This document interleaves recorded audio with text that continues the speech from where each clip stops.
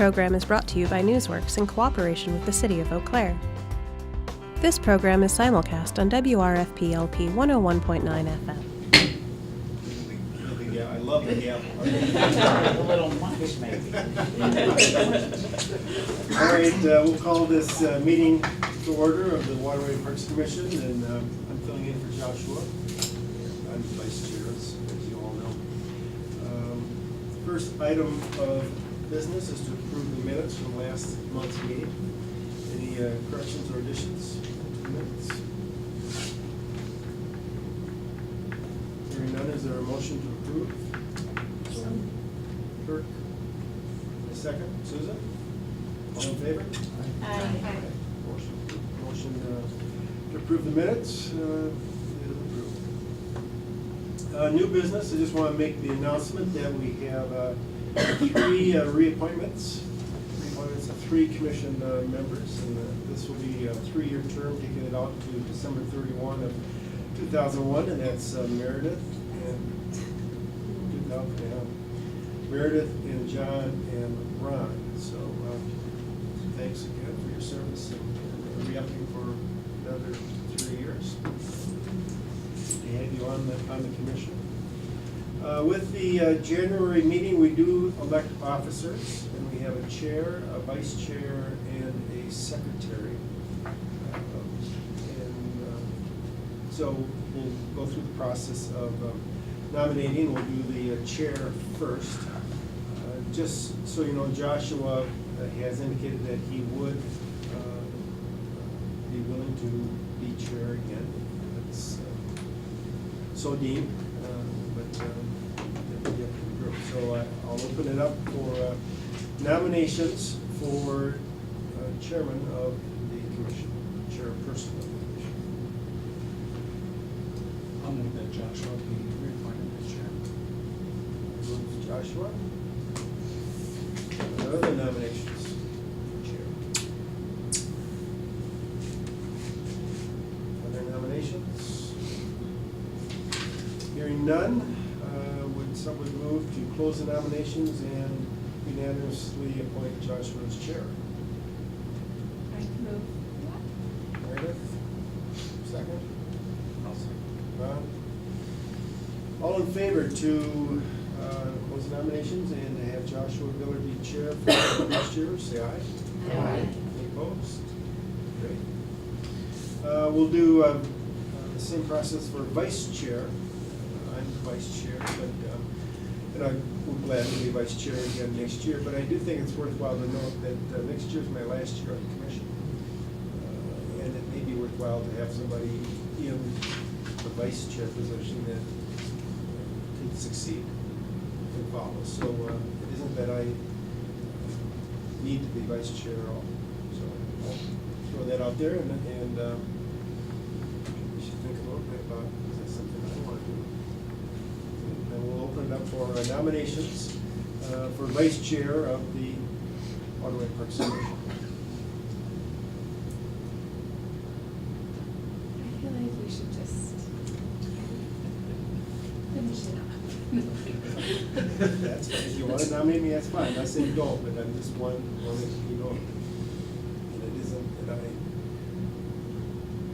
it's either way I'm okay. So do we know if Joshua is? Do you know where Joshua is on his term? Ed, or? You mean when his term is up? Right. Legally? I'm not sure. I have that information, but I don't have it right now, but I think he's probably pretty close to where you are, Tom. I think he is. I think if I had to guess, and it is truly a guess, he has 1 year beyond me. He would go, if I go at the end of 2019, he would go at the end of 2020, and that's just my best guess. So it would be good if next year, if there was someone who's vice chair that's thinking they were going to be chair, so they can take it. But if we can find that time. Are there any nominations for vice chair? I'll nominate Tom. I've been nominated. Are there any other nominations for vice chair?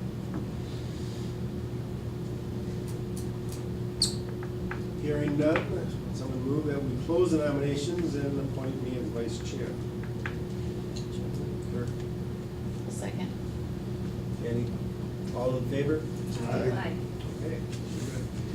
And we also need a secretary, and the secretary for at least this past year has been Susan. You only held this prestigious position for 1 year. 2 years.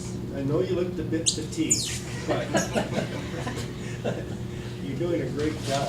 Thanks. And It's a lot of work.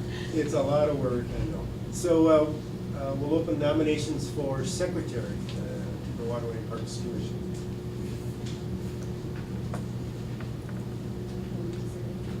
I'm willing to serve again as long as Pat is retired. You're nominating Susan? I'll nominate Susan. Very good. Susan been nominated. Are there any other nominations? Any other nominations? Hearing none, we get a motion to close the nominations and have Susan appointed secretary. Ron? Second. Meredith? All in favor? Aye. All right, very good. Our slate of chair people are set. Okay, first item of business would be recommendation of approval for construction of the trail and amenities for the county veterans tribute proposal. Jeff, you're gonna handle that? Yes. So before the commission is to approve or recommend approval for the construction of the trail and amenities at the Veterans Tribute Trail, which will be constructed in the 4th Street green area just to the south of us on 4th Street here. A little bit of history about how this came about. Basically, this is a tribute to our history and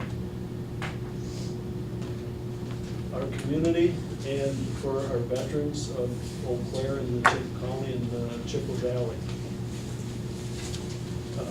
Little how this came about in 2014, the Veterans Group had been doing their Veterans Day tributes at the local high schools. And in 2014, the school district changed their policy and did not want to have weapons on school property and discharging, even though it's they shoot blanks. They didn't want that discharged because there were some complaints from some parents and students. So as a result, in 2017, a committee was formed, and it started the process of creating a tribute trail in the city of Eau Claire and the county of Eau Claire. What formed of that is a Veterans Foundation. It's a group of people from Eau Claire and Eau Claire County. They're not all from the city of Eau Claire, but they're from Eau Claire County, that are all volunteers with the goal of fundraising to create a tribute trail for the veterans of Eau Claire and Eau Claire County. In 2017, brought before this commission was a memorandum of understanding by the city of Eau Claire and the Veterans Tribute Group to fundraise the money for the amenities to put in for the trail and all of the memorials and the other amenities for the park. Part of the city's responsibility is when the fundraising was got to a point at a level where we could start some construction, we'd be moving forward. And today is the bringing the plan set forward that we'll be looking at constructing the trail in the park.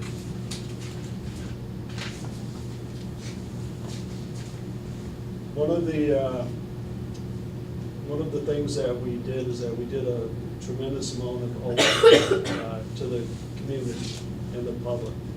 And today, the public hearings that we've had is, we've had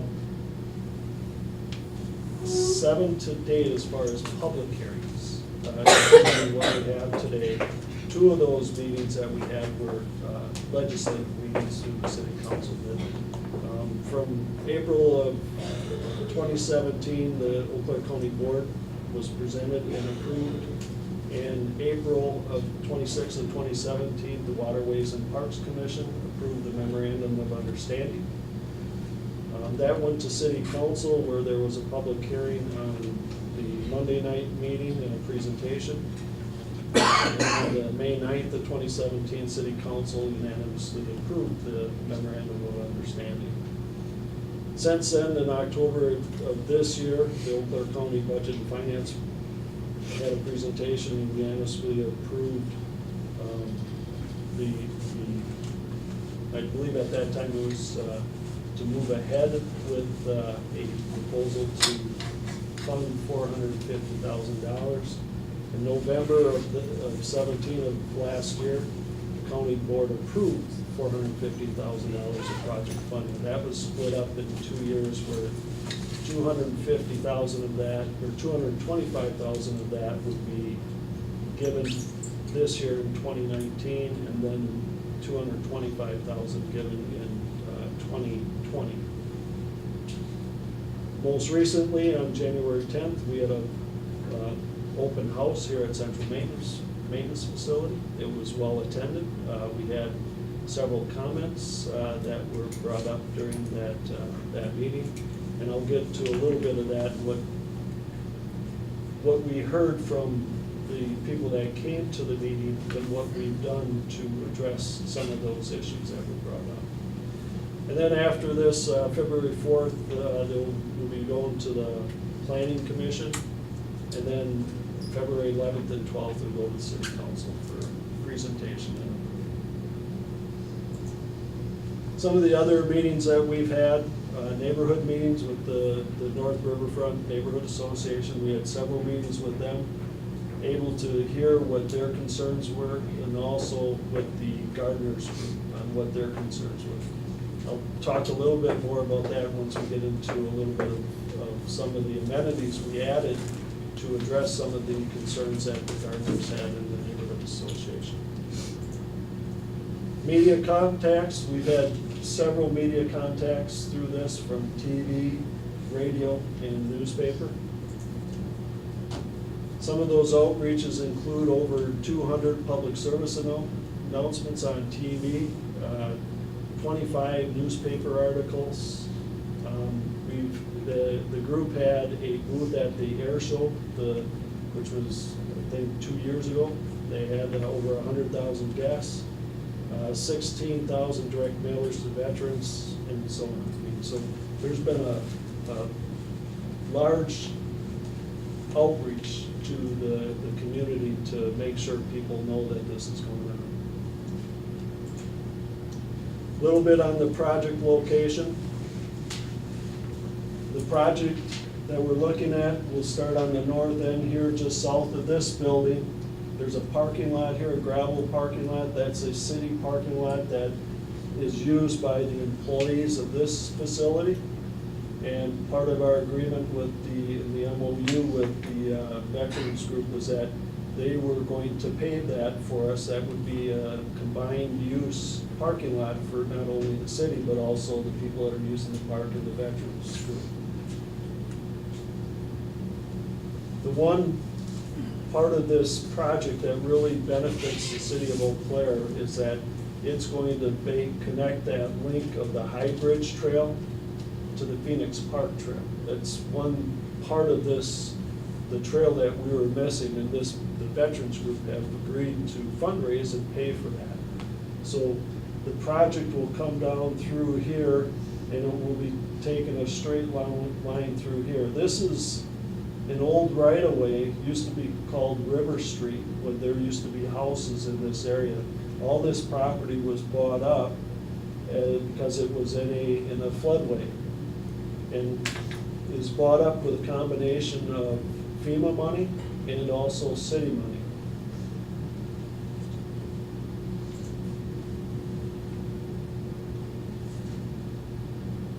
As part of, in combination with when we're going to be doing this first phase of this project and doing the trail and the gathering space for 2019, which is going to be largely concrete work, We are also going to do Forest Street. There's going to be a reconstruction project on there. We've got some utilities in Forest Street that date back to the 1880s. And it's time to replace those, plus the street is in need of repair. So the project for the street project is expected to go somewhere where, and this is our central maintenance facility right here, the building that we're in here, but this will be the south end. We have a driveway that goes through here. We're gonna try to keep that open during construction, but we may end up extending it to a point where it'll be just south of Sarah Street. We need to keep Sarah Street open for the traffic from the paper mill. They cannot, with their vehicles, their trucks, they cannot use the Eddy Street Bridge because they exceed the weight limit of that bridge. So we need to keep this open so we can have a detour for the vehicles going through here, but we'll have a reconstruction project through here. I mentioned that we've had several public hearings and listening sessions with the neighborhood association, the gardeners. One of the concerns was that as we make this link in through here, and this is going to be a 12-foot trail here, that the bikers had concern about biker pedestrian conflicts. So as part of the Forest Street project, we are going to expand the sidewalk down through here to a 10-foot sidewalk. It will still keep a 5-foot boulevard, so we'll still be able to plant trees and have trees in there, but it's going to give another option for the bicyclists rather than taking the trail. They can take the trail. We're not prohibiting bicycles from using the trail, but this will give another option for bicycles to take the sidewalk. Additionally, the plan is on the street is to put a bike route on the street too. So there'll be actually a bike lane into the street. So there'll be 3 options for bicycles to use.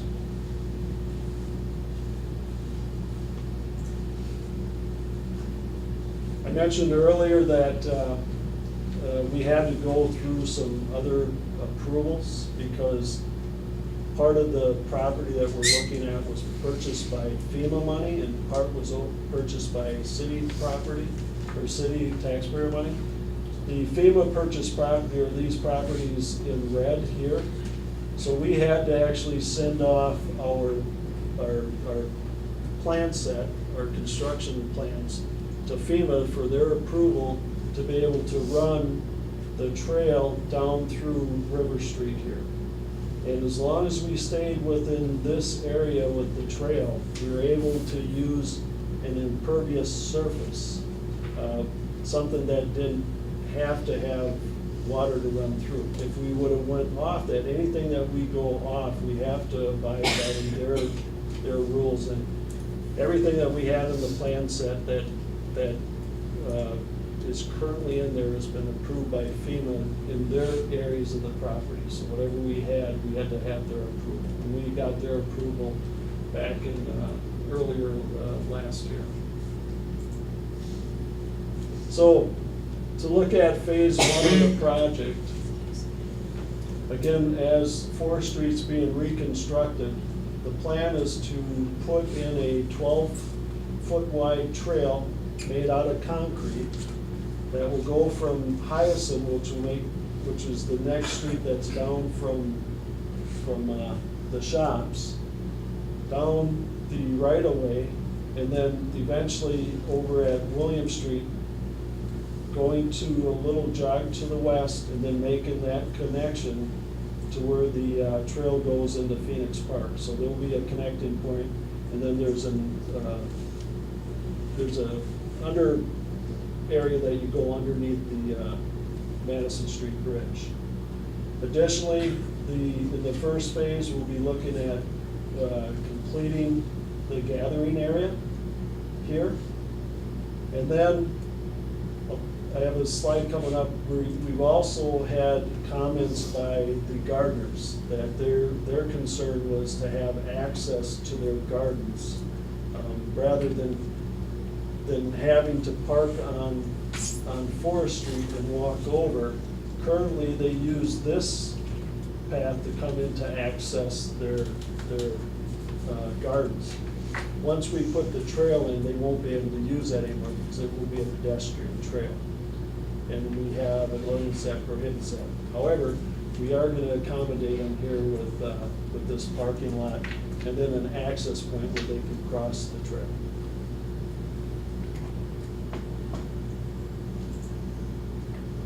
And this is the parking lot we're looking at here. This is coming off where Oak Street is, so it would have been the vacated Oak Street right away.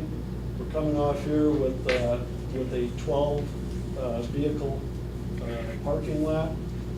And then at the end of here, we'll have a gate going across here, so that will, people aren't gonna drive in. We'll give opportunities for gardeners to drop off some of their supplies during the week. But give us the ability to control the time that can come into the garden areas. Can you say that again? With the gate, there would be an opportunity for gardeners to, Drop off their supplies. in the parking lot, or go No, they'll be able past to the go, gate they'll be able to cross over into their garden area. with their car? Oh. Yeah.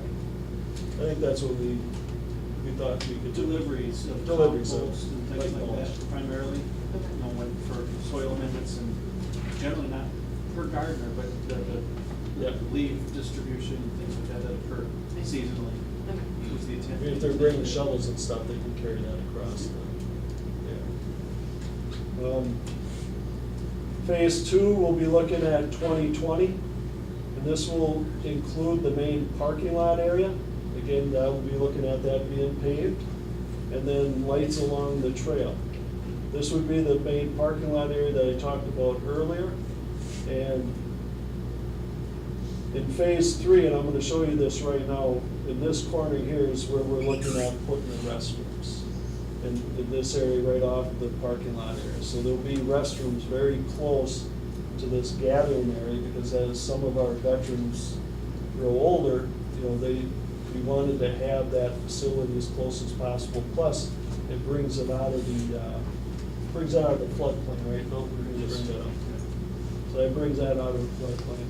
And then we'll have lights going down through the trail. One of the concerns we had with some folks were talking about the lights and worried about light pollution, is that these will have the shepherd hook and the lights will be going, the light direction will be going down and it won't be going up. So if you've been through Phoenix Park, you'll notice that this is very similar to the same design as what Phoenix Park has, and we are intending that to be the same. The only difference will be this emblem in the middle. Phoenix Park has got a phoenix in it, and this would be looking at something else. There's been a couple of different thoughts on that, whether it's a star. Some people have thought about an eagle to celebrate old age, being one of the units that's very celebrated in Eau Claire because of the old age that was taken to the Civil War soldiers from this area. And the estimated cost for that is about $250,000 for doing that. In phase 3, or I'll go a step back a little bit. One of the principles that we've been designing the park is using CEPTED principles. It's crime prevention through environmental design. And part of those principles that the police department and the city we work with is to make sure that we have proper lighting in our parks. This time of year, as you can test, by 5 o'clock, 6 o'clock, it's dark. And our parks are still open until 11 o'clock. Same thing in the summertime, we may get dark at 9:30, but at night, we want to make sure we have lighting in there for where people are there. Also, we're looking at having access points where the police department can see back what's going on beyond the trail and over to the dike. We may not be able to do that because we have the gardens, but to the extent possible, we want to be able to see to the trail and beyond that side. So the police department, we got a letter from them supporting that we're following the SEPTED rules on this project. Phase 3 will include the restrooms. I showed you the location up on the parking lot area. These restrooms will be for both man and woman. And so I think we're gonna go with the two stalls for each restroom. They're gonna look very similar to the restrooms that we have in Phoenix Park. Are they gonna be wheelchair accessible? Yeah, they'll be ADA. Yep, second. And then the last phase, we'll be looking at are the military monuments. And we may be putting some of these monuments up from 21 until 25. The proposed artist we're gonna look at using is a Chippewa Valley artist that created the Granny Garden statue, and then also the stand for the flag bronze sculptures that were in our sculpture tour. So the artist that we're gonna be looking at using is someone from the Chippewa Valley. So with that, I'd like to invite Mr. Bill Betcher to come up to talk a little bit more specifically about the site plan itself and the specifics. Thanks, Jeff. Okay, so as part of the first phase of the project, we're going to be creating the central mall area right here. If you've seen any of our advertising in the literature that we've had out there, we're selling memorial stones, tribute stones to the different veterans. So the central mall area here is going to be the area where we're going to be recognizing the veterans that served from the Chippewa Valley. One of the mottos we're going with on this is HER, or honor those who served from the Chippewa Valley. Educate the visitors to the park about those who served from the Chippewa Valley, and remember those who didn't come back. So this area right here is where we're going to have all the memorial stones for the veterans that served and others, family members, etc. The mall area, that's where we'll be holding our events. What that's going to be, we're doing 12-inch granite stones. They're going to be set on a concrete bed so it'll be stable. And then as the stones are sold, the memorial companies will come in and they will etch them in place. We won't be prying stones out and putting them back. Everything will be engraved in place. The area right up here, this is going to be where the Gold Star Mothers tribute is. That's a very, Gold Star Mothers, Gold Star Families, that's a very specific monument. That will be the only plantings that we will have other than trees along the trail. Because it's a bed of marigolds surrounded by other plants. It's very specific on what has to be there. But that's the tribute to the families who lost a loved one in service. So that's what the Gold Star Families Memorial is. This area down here, we haven't determined exactly what it's going to be, but that's where we're going to recognize all of our donors, whether it's going to be stones on the ground. Right now, we're leaning towards doing a stone wall with the names of the donors engraved on there and recognizing them for their contributions towards the construction of the trail. So that's the Honor Mall gathering space. So then as we come down the trail, we're starting down at this end. We make the connection to the gateway under Madison Street. We pass behind the substation, come down, and when we get to this area, this is where the first memorial station is going to be.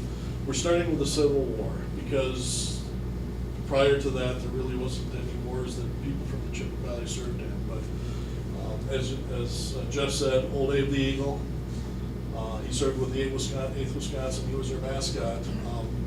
We're going to start with the Civil War, and eventually the hope is to get statuary to reflect soldiers and things from that event. But to start out, at each station for a conflict, we're going to have a stone that'll either through a QR code with your cell phone or a GPS location on your cell phone will take you to stories of those that served from the Chippewa Valley in each of these conflicts. So when you get there, you can scan it in with your phone. You can can learn the story of Old Abe, you can learn the story of the 8th Wisconsin, you can learn the story of the different groups from the Chippewa Valley and the people that serve. So then as you work your way up, we're gonna be going through to all the different conflicts up until we get to, you know, the current conflict in the Gulf War. You know, the hope is that, you know, as people buy stones for their families, you'll be able to take your phone, set it on that stone, and learn the story of that person that served. You know, some good examples, you know, Owen Ayers flew B-17s in Europe. B.J. Farmer flew B-24s in the Pacific. Just learned that Chuck Gable's father was on the Bataan Death March. These are people from the Chippewa Valley that had stories in history that we don't want people to forget. We want to honor them. We want to remember them. So that's what we're planning on doing there. With the new parking lot that's going in here, there's the park shelter that this Waterways group accepted, I believe, 5 years ago, as a donation from the garden group and the neighborhood association. So the new parking lot, besides serving the gardens, will also provide parking for the pavilion. So what do we got here? So now we get to the trailheads. So at each end of the trail, we're going to have a trailhead marker. So when you come off of Forest Street, next to the parking lot, as you enter into the Tribute Trail, we'll have a trailhead marker. And isn't there one similar to that in Phoenix Park? Yeah. Towards, So it'll be, you know, we're trying to give a nod to what was created with Phoenix Park because it's such a wonderful park in the city. We want to give a nod to that, but we want to be different and we want to be recognized as different. So when you come through, you'll be entering the Veterans Tribute Trail. And then, as Jeff said, as you're going through the trail, the lampposts, everything will be constructed similar. We'll just have a different symbol up there. The other thing that will be slightly different on the lampposts, we'll have the stanchions so that we can put flags on the trail. So when we have veteran service events, we can have, you know, flags along the trail. Also, as part of the project, it probably will be in the first phase, we're going to be planting flowering trees the length of the trail. They'll be on the east side of the trail for the majority of the length till we get to the north end beyond the gardens, then they'll be on both sides. But we're looking at flowering crabs and 2 types of flowering lilacs. So we will have blooms from late April, early May through June, as well as then, you know, the trees that will be decorating the trail for the length of it. So when we first started out, we thought it would just be single fixture bathrooms, but through conversation back and forth with the city, we realized we're going to need a little bit more than that.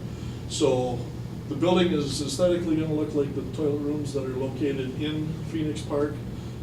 Instead of the single holers, it'll be 2 fixtures for each gender. But footprint will be roughly the same. It'll sit in the last 3 parking spots of the parking lot up there. FEMA would allow us to put a toilet room down on FEMA purchased land.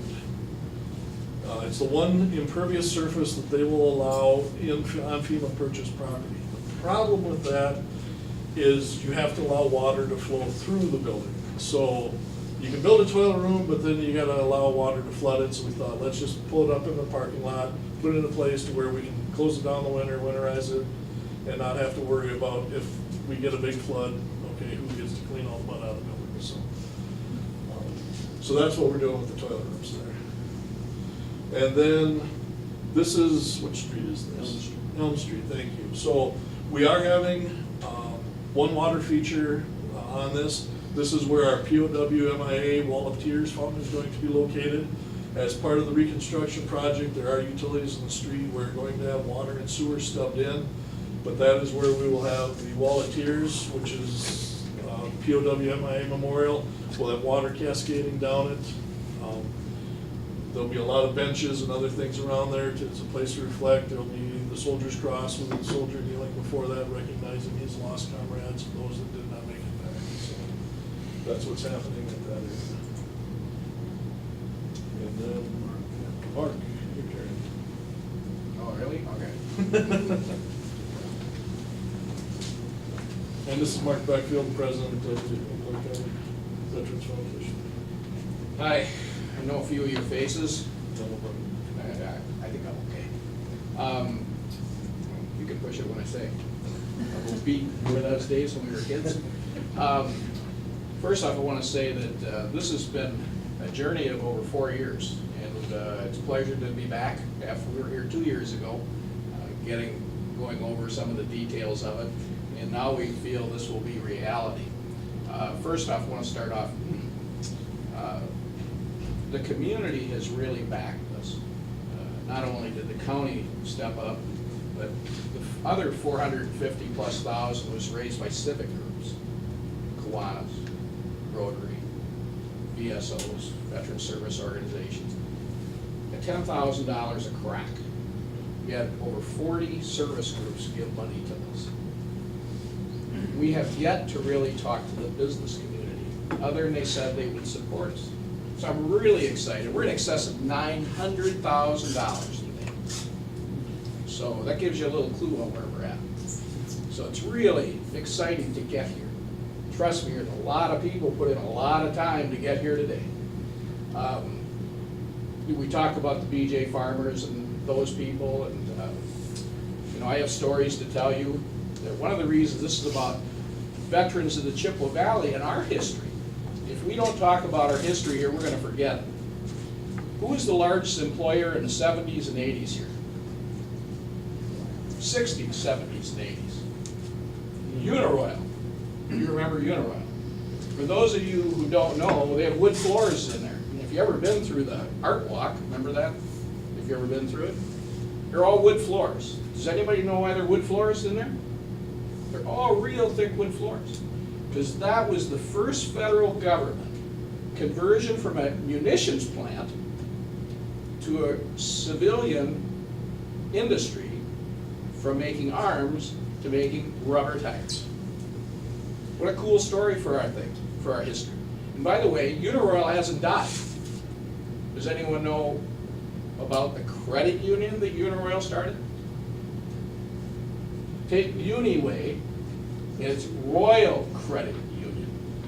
Second largest credit union in the country, right here, okay? Wow, what a history. That's just one little story. And when you meet these veterans, and I get a little emotional, excuse me for doing it. The stories are phenomenal. The history of the people right here from the Chippewa Valley that have suffered, went to war, and gave so much.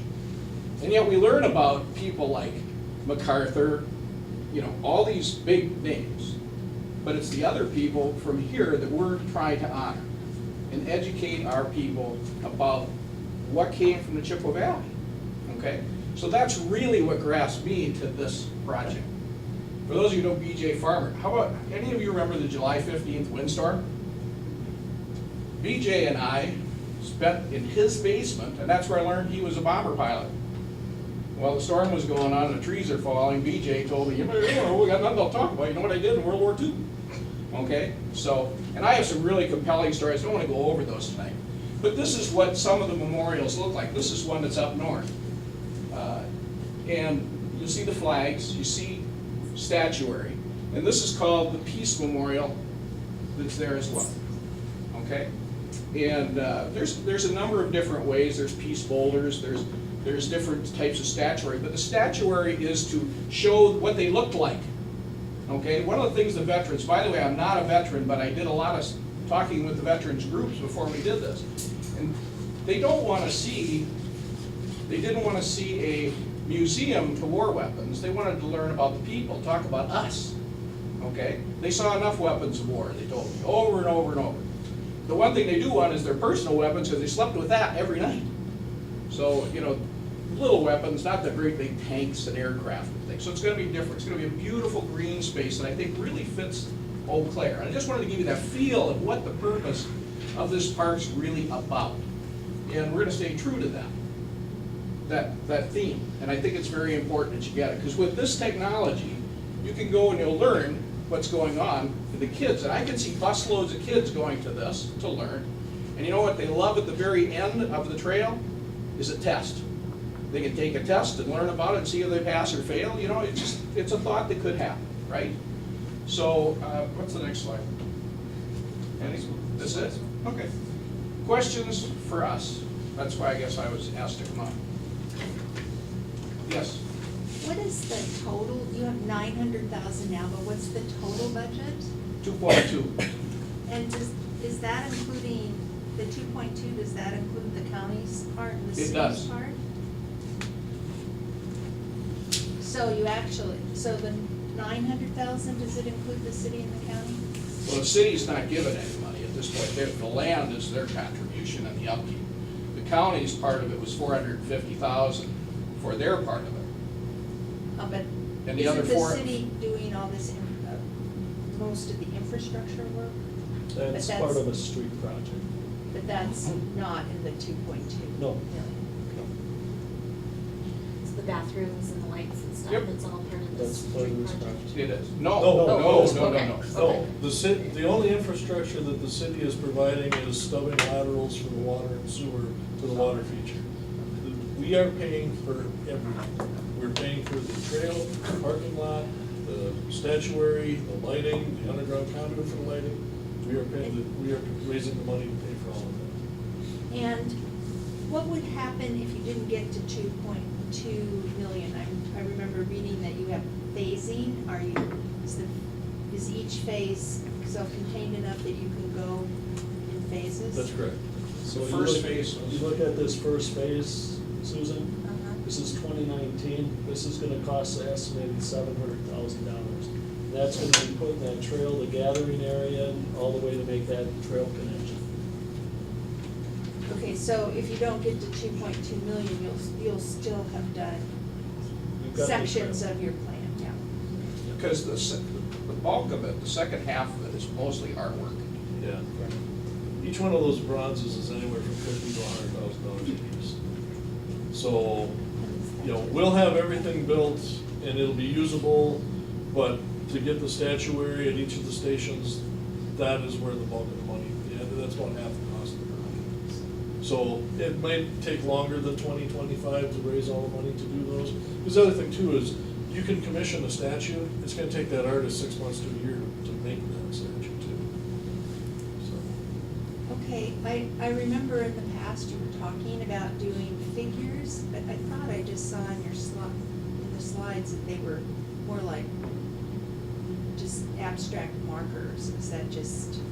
Well, there'll be boulders at each, I think you're talking about these, this is an example of the military emblems and honoring the different branches of the military. in our gathering area, we will have the flags and then we'll have the monuments to the branches of service in the main Okay. gathering area. Those won't be statuary representing the conference. Okay. good question. Yes. So, go ahead, Jenny. Can you tell us the artist's name? I don't know her personally. We're working with Julie Pangello of Sculpture Tour, which she Okay. works with. And if Angela's not here, she knows, she's been talking to them regularly. It's a matter of- Jeff was wrong on that. The artists won't all be from the Chippewa Valley. The Stand for the Flag guy is out of South Dakota. But he has statuary on the National Mall as well as at multiple different state areas. I mean, we're gonna have to reach beyond just the Chippewa Valley for getting their work done. But That the was one artist, of my questions was, do you have a backup if it's just one artist? No, it's gonna be multiple. What we'll probably do is when we decide on if we get the money for, say, the old age sculpture, we will, working with Julie and Sculpture Tour and that, we will probably put out a call, and then you can have multiple artists respond to that. Yeah, so it's gonna open it up somewhat, yes. So really, over the next 2 years, you have money set aside where you're going to get the trail and you're going to get the trail and the accessing and the lighting completed. And then the artwork is going to be the next 2 years, very aggressively, but it could be longer than that. But really, you're gonna have that trail in place and people will know and they'll be able to visit it occasionally and see the improvements and the additions. But in 2 years' time, the infrastructure will be in place. if you go to, for example, if you were in Arcadia, for example, they have a rather massive memorial down there to war, okay? And it starts out as an empty trail, and it will grow. These things tend to get additional things over time. People will pass and want to leave money to do certain things that they're doing. We're running into that already. People who want to do in kind, for example. As you may know, the restrooms at Phoenix Park was primarily raised with in-kind dollars from the Valley Builders. If some of you remember that? And we've actually had contacts from them in regards to this restroom already. The trail itself, we are talking with people who are in that business, and these can bring our costs down considerably. You know, wouldn't it be wonderful if we could do phase 1 and 2 this year? If we can, we will. Because right now, if you take the 700,000 and the 250, if we get to 1.2 million, if we get that money in our hands, why not do phase 1 and 2 right away? And quite frankly, our goal is not that far away, quite frankly, to be able to do that. So. Other questions of commissioners? Thanks for all the work you put into this. It's Thank you. exciting to see it come back after 2 years. Thank you. I was here on this commission when we heard about it the first time. I'm really impressed by the engagement that you have been able to harness. That was one thing that I was really interested in seeing what you all are doing, and so real kudos for that. You mentioned a little bit, you kind of alluded to like some sort of peace tribute, but can you speak a little bit more about that? We've had many conversations with many people, okay? And one of the things I want you to be aware of, no one wants peace worse than a veteran or a soldier. They don't want to go off and do these things in many cases. So right away before the tower, if we do get to the tower, we're going to have what's a peace boulder, just like we'll have for the conflict years, okay? And then the one will have a veteran's perspective of what peace means to them. And they want to go home in many of these cases. And yes, it's something that we definitely want to integrate into the park in some way right away with a boulder and later with the peace bell if it funds permit. So you're planning for something like this? It's proposed. Okay. You have to understand, Yeah. we're okay, you know what I'm going through. But one of the things I do want to say is thank you for your service. I serve on the Eau Claire County Board, and I know how difficult these positions can be and extra hours you put in to study and do things more than what little compensation you get for doing it. I want to get that out of the way. I forgot to mention that right away. Yes, there's all kinds of, by the way, I was speaking with, if some of you are familiar with Vincent Song, I hope I pronounced his last name correctly, with the Hmong Association here in town.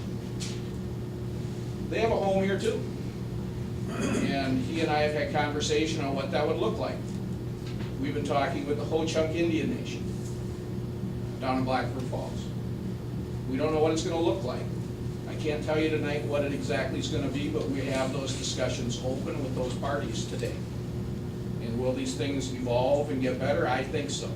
Because we're a great community in Eau Claire and Eau Claire County.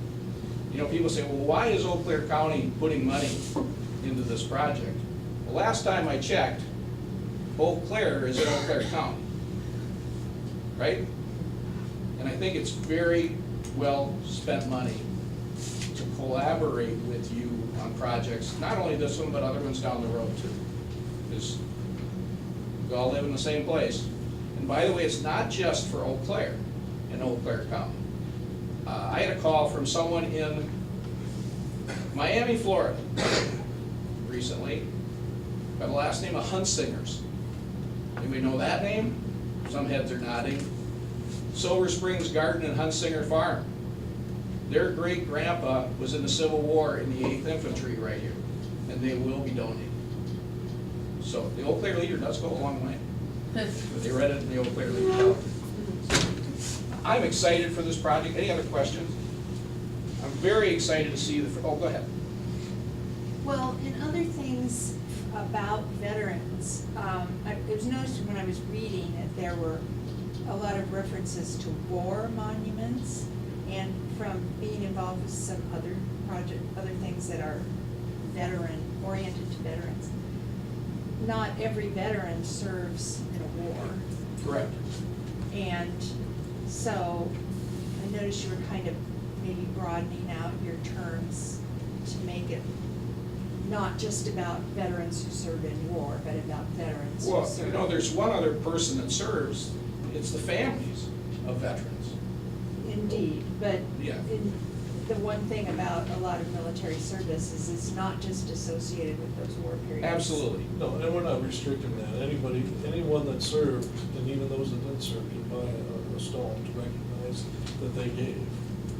I mean, you know, I've got a nephew right now in the Air Force and another one in the National Guard, and, you know, they've been fortunate enough that they haven't had to go and serve in a time of war yet. That doesn't mean that, you know, they still put themselves out there. Absolutely. And I'll be, you know, putting stones in for those two, because, you know, they decided to give up a portion of their life to serve their country, to serve a cause greater than themselves. So it, kind of what I'm hearing, and I think I'm kind of sharing this sentiment, is, are there plans for, some more established kind of tributes to non-war periods or veterans, who weren't serving in war periods, or perhaps, you know, somebody who in our history who has been, you know, some leader in peace or something outside of that. And I know that the plans are still not quite finished yet, but is that conversation being had? There are veterans who never went to war from Eau Claire, who came to Eau Claire and did business and started things, you know, yes. You know, you take some of the ones that come to mind all served somewhere. Our greatest generation. For example, G.G. Sweet, some of you may know him. You ever eat a McDonald's French fry? Okay, he was blown off his ship in Pearl Harbor, to give you an idea. And he came to Eau Claire. But what he did more than anything else, take that out.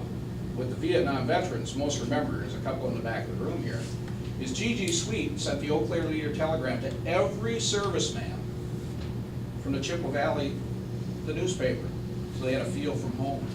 And that's one of the things they remember about him. And that's not necessarily about being a veteran, it's about being a good citizen who did something good for those. And yes, I think those people need to be recognized too. I hope that answers your question. I'm trying to think of one that wouldn't be, you know. The reason for the timeline is, you know, you recognize the timeline because these were defined wars. It's not limited to just recognizing that. You know, our intention is to recognize everybody from the valley who served. And then there's in ones- some way, shape, or form. There are ones who serve stateside here and never go over. My father was a doctor who was in Indiana during World War II, who took care of POWs from the German army, okay? And that's not someone who ever went over to war, as they say. Had no intention of going to war. But it's not to glorify war. This is about to honor the people from the Chippewa Valley. And I hope you can, we're trying to stay true to that, which is what the veterans asked us to remember when we built this park. To honor the flag and honor the people who served from Chippewa Valley, to educate people about what their services were, and to remember those who served from the Chippewa Valley. Those were the three things, her, H, E, and R. Those were the three things they asked out of those meetings, and we stayed true to it all 4 years. Yes? This is probably a question for Jeff, because you're the infrastructure person. You know, when you go to the farmer's market and you go to the parking lot that's on the north side of the Madison Street Bridge, there's such an odd way to enter into that parking lot. There's not actually room for 2 lanes of traffic, so it's always like, this person's gonna move over here, this person's gonna move over. Is there any way while you're doing this infrastructure project to fix that? I think you're talking about this right here. Yep. This is the substation, this is that parking lot there. That strange kind of driveway that goes into the parking lot. Right. And that would be something that we'd have to look at, because we are. Because that's Excel's land. Right, this is Excel, this is Excel's land through here, and this is. That platted street is only 14 feet wide, and that's the only place the city could legally put the street was on their own property.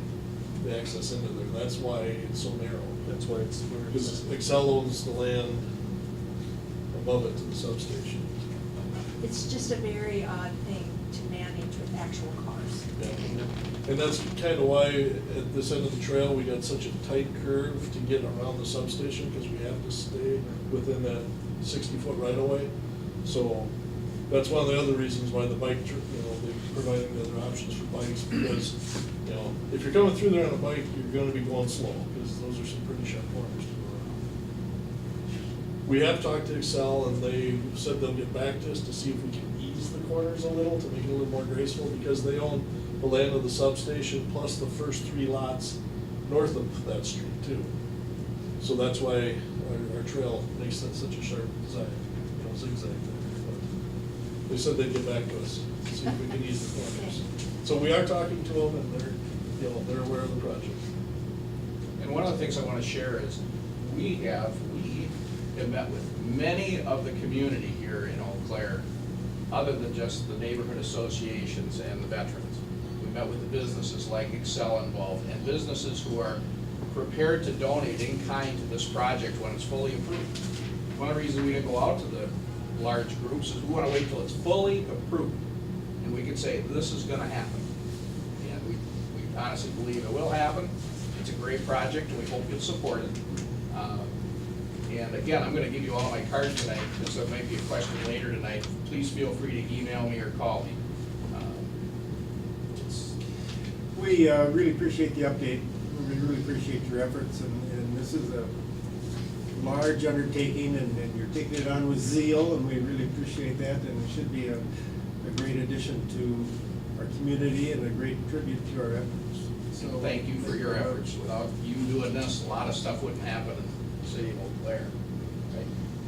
Well, thanks for giving us your time. Thank you.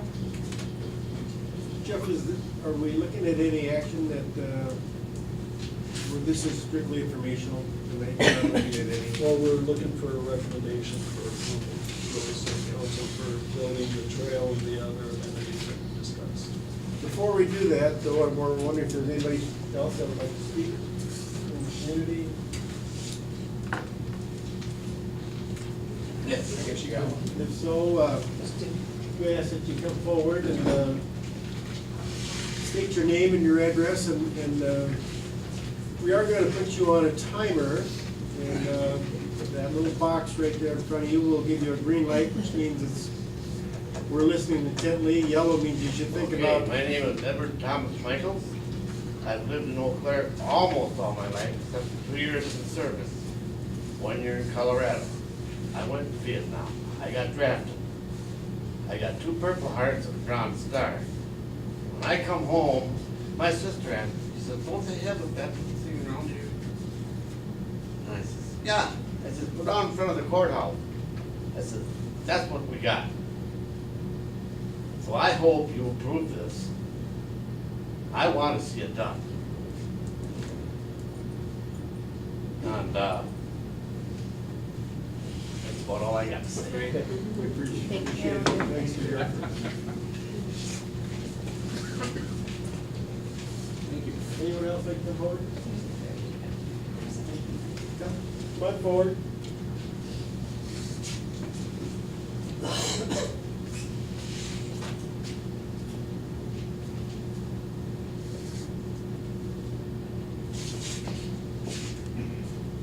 I have to wait for it. My name is Janine Nelson, and I live in the community.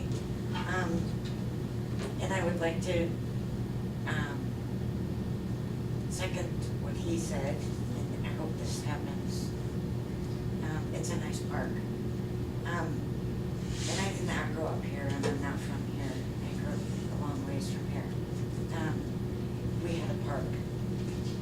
A lot of our veterans functions, service people functions were at.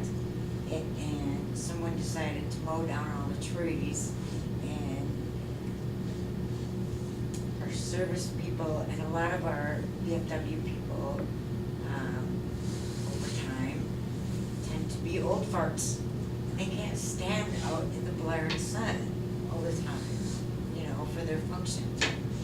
And our guys are coming back with missing limbs a lot. Our enemy lately is into roadside bombs, and our guys are need wheelchairs, and I don't think that these mobility challenged people can be standing out in the sun. And I would like to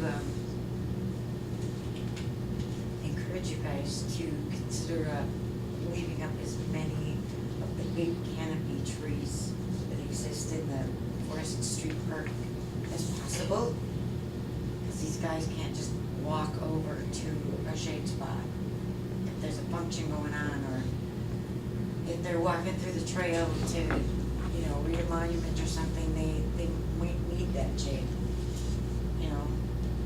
So that was my big thing. Thank you. Thank you very much.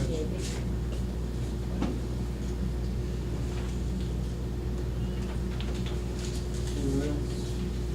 I don't need to go up. I'm Tammy from the Come forward. neighborhood. And I dressed for it. It's cold outside. That's all right. It's gonna get colder.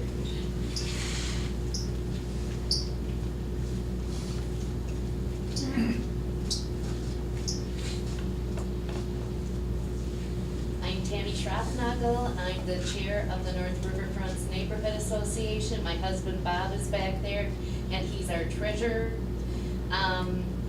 We have been working with Mark and with the Veterans Group since probably 2015, and we are happy to work with the city and with the veterans and welcome this addition to help complete our trail system into our neighborhood. We're excited about it being in our neighborhood. That's all I have to say. So you're involved in the gardens there Yep. too. How do you see this new addition to the gardens? Well, the veterans have pushed to see us have Oak Street brought down to the trail so that we'll have handicap parking next to the pavilion, and access. We've worked with the city and with the veterans to make sure we have the area that we can bring in supplemental materials into the gardens, similar to what we have happening over at Owen Park with the band shell and the limited access of big vehicles there. So we're working together, and it's still a moving target, and every time it moves, things are getting better as far as the things that the gardeners need and the things that are convenient for the neighborhood. We haven't had a cross-cut on Oak Street for handicap accessibility since all those houses were torn out and the street wasn't there any longer. So it's actually going to just make it easier for general transportation in and out, as the city does the Forest Street project and the Veterans project. Thank you. I just want to add that this parking lot here is going to be part of our city project, will not be part of the veterans, so they will not be paying for the city for that. Well, that'll happen when the Forest Street renovation is occurring. Yes. Yeah, Chair. Anyone else? I want to say one more thing. We have been working together with the gardeners and the neighborhood. We were openly doing that. And I want to thank Tammy for all the dozens and dozens of phone calls and emails, all the issues they had that they brought forth. We tried to address as a combined group of people to make it happen. And I want to say thank you. I really appreciate it. I want to publicly say, I know I've said it to you, this all started standing in Menards on a Sunday afternoon, just so you have an idea, okay? So thank you, thank you, thank you. Thank you, Mark. If I could just comment regarding, We have Pat, so why don't we? regarding trees, we did do an analysis of the trees that are in this parcel. There are some trees that we too feel that are trees to go to limits to salvage and save. But by and large, in summary, there won't be a lot of trees impacted along this space here. We feel real good about that. The right-of-way area here is just gonna follow the former street corridor. What I wanted to make you aware of, though, with the associated forestry street project is between Hussein and William Street, there are 22 ash trees which will be coming down due to the pending emerald ash borer. Our street reconstruction projects, ash trees we are taking them out as we have that opportunity. Just wanted you to be aware of that as this construction starts, there will be significant tree removal here, but again, with our ash replacement plan, we will be replanting and replacing. There are some trees that have some declining health issues within the project area that we will be looking at removing, but in summary, there's not a whole lot, if that helped answer your question. I understand dearly about the shade. Thank you.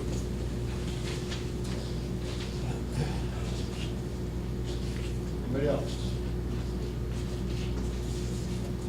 Thanks for inviting us to come forward. And I guess we're to the point where we're looking for a motion to support the county Veterans Tribute project.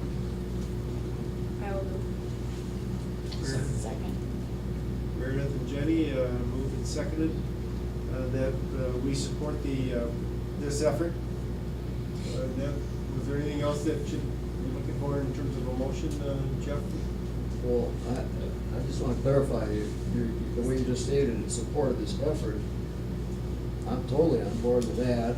I'm just wondering what we're really approving here. Recommend approval for the construction of the trail and the amenities that we talked about in the different phases. Okay, so the whole shebang. So, The lighting, the trail locations, everything. So maybe the motion should read that the commission supports the project as presented. Agree with that motion? Second. Yes. All in favor? Aye. Any opposed? Okay, very good. Motion carries, and again, thanks for all of your effort. Thank you. Good luck with your. Oh, we'll continue. I think it's gonna be. We're leaving cards for anybody who wants to get a hold of us, okay? Thank you. Thank you very much, everybody. Thank you. Appreciate it. Yeah, it's yellow.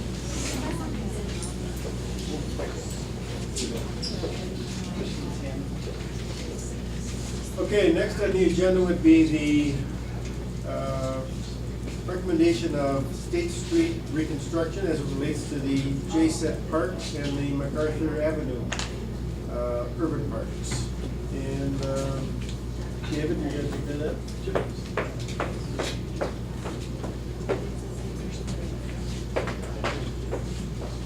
Thank you. I won't go over our entire State Street project that we have planned for this year, but our major project that we have for our 2019 construction season involves State Street from south of the corporate limit, south of Hamilton Avenue, through the Putnam Heights, down the hill, and then into the 3rd Ward. So one of the components in the project that we will be proposing to the City Council for approval is, can you get to the next one with Lexington?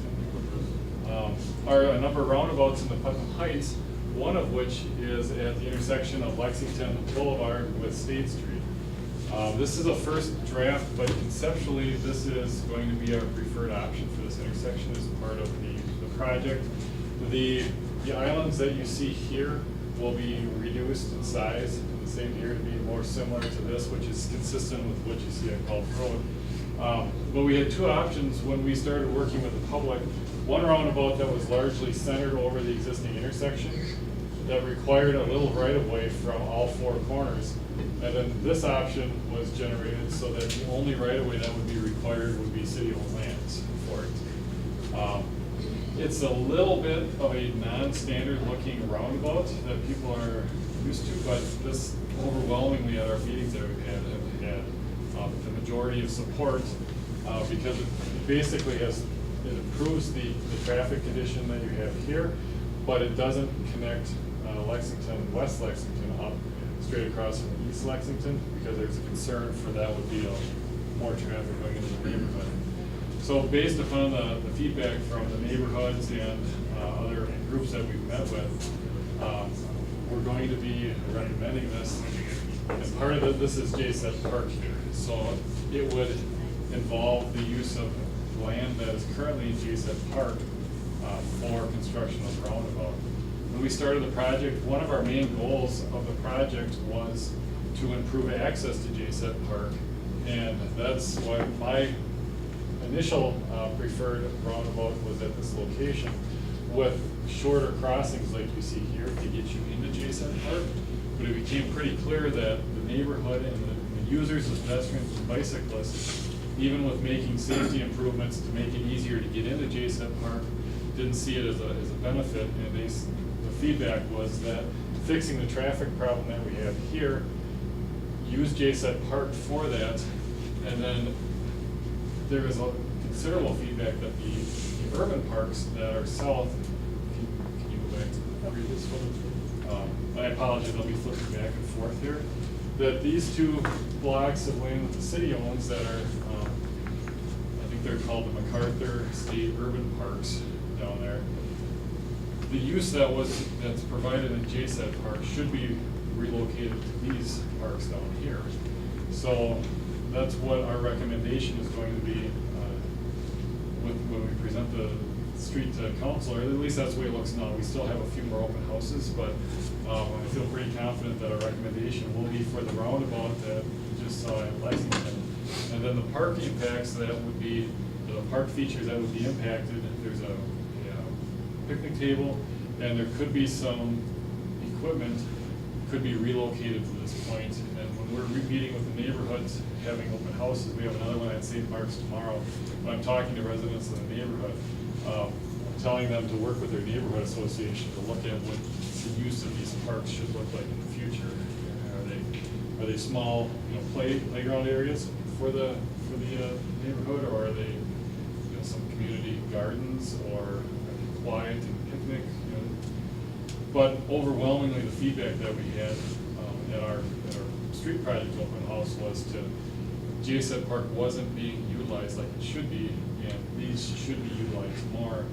And to have the roundabout that, could you go back one to the roundabout again? To go back to the roundabout where we can have landscaping in the middle here, and it provides for these property owners, it gets the street a little bit further away from their houses. Right now, that's a very busy street. So they view the benefit for the street here and the lack of use for JSET, and the possible improvement of use for state MacArthur urban parks to be what we've been hearing from feedback from the people attending our open houses and going to the bicycle pedestrian meetings as well.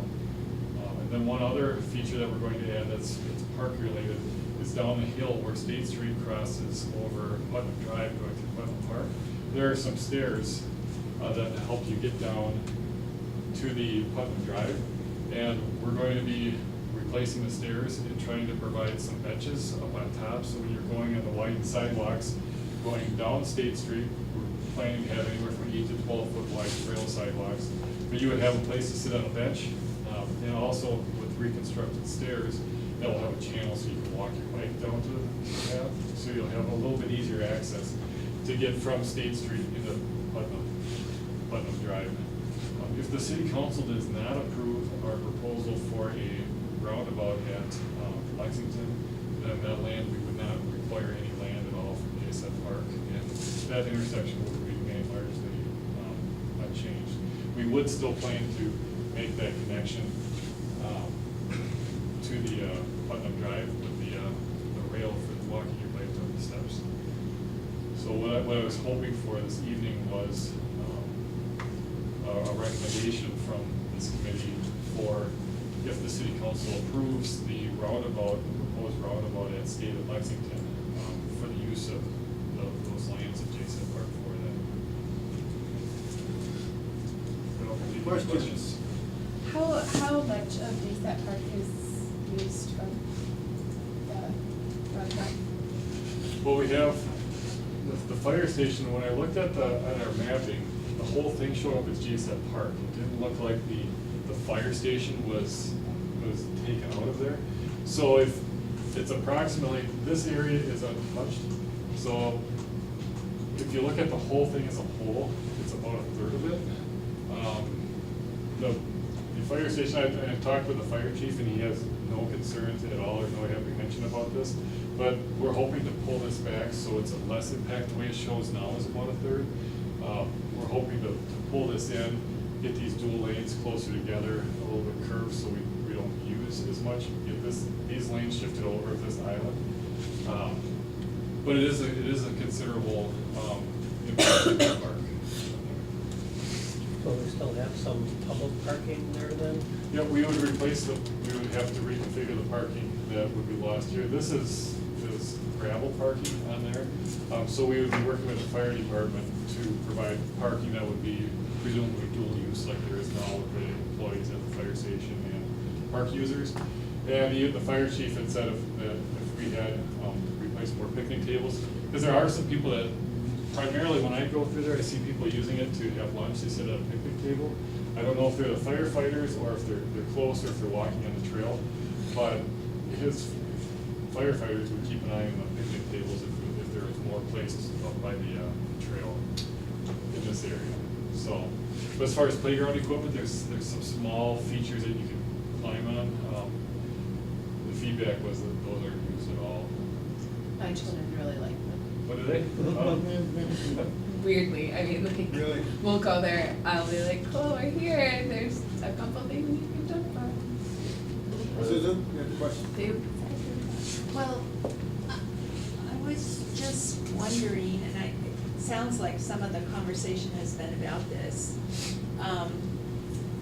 It seems like over time, JSET Park, I don't know what its original configuration was. It must have even been a little different before State Street was widened back in the 80s. But it's kind of been isolated, so that it doesn't seem like it's ever going to be a particularly highly used park. I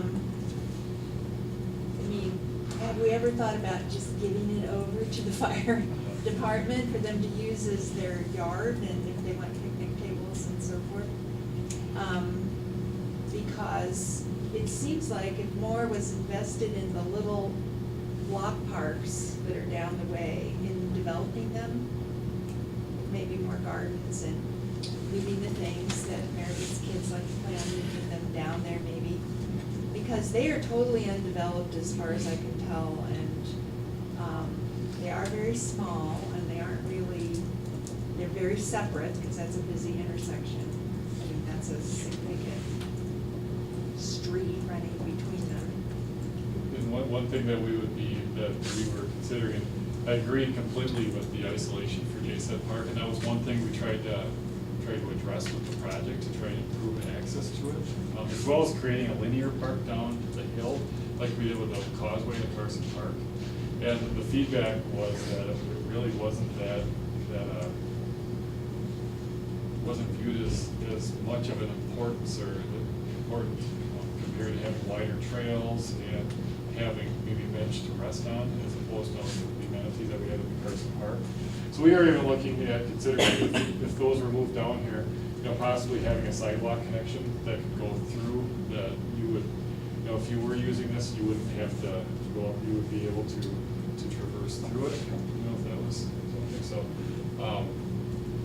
these are definitely a lot quieter parks. They're bounded on two sides by residential properties and streets on two sides instead of four sides, like Jay said. The only time I've ever seen anybody use one was when some people who right there next to that one, it used to have a rabbit, it would go out there in the park. But I've never seen a person actually in there, but it could be an attractive place to sit if there was a little more development in that direction.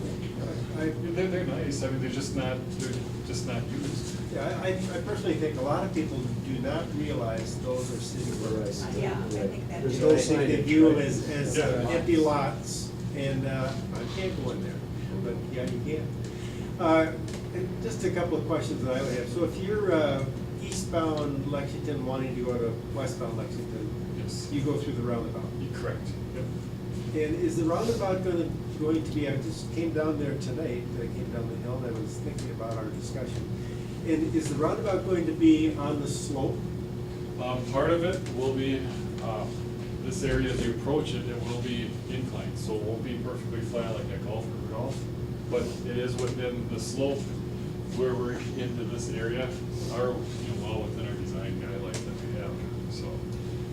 The thing with roundabouts is, you want the center island to block your view through there, so you obviously want good visibility coming into it, but if you have grade on there as opposed to intersections, you're slowing down as you approach those when you get into the intersection here, so the slower you go, the less impact that grade has for you.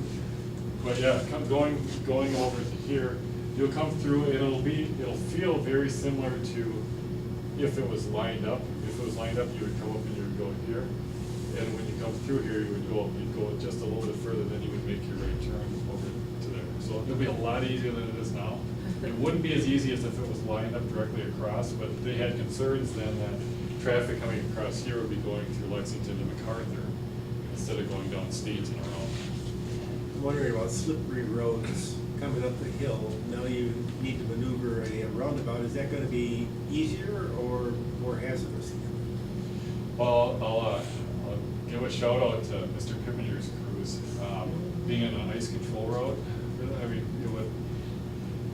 I don't have any concerns, and I haven't gotten any feedback of concerns with Henderson Drive and Rudolph Road for those being slippery for traffic. So I don't particularly have a high degree of concern. You wouldn't be stopping, you'd be slowing down when you're coming up the hill here. Also, I mean, I would have more concern if there was a traffic signal here, where you have the possibility of traffic stopping and you're queuing down the hill. But right now, traffic going up the hill when you're going home at night goes anywhere from 35 to 40 miles an hour probably, because you're coming up the hill and you're going pretty fast in here. You'll be going through at about 20, so both in the current condition or with a roundabout, it's still moving traffic. It's not queuing, so the traffic doesn't back up on here.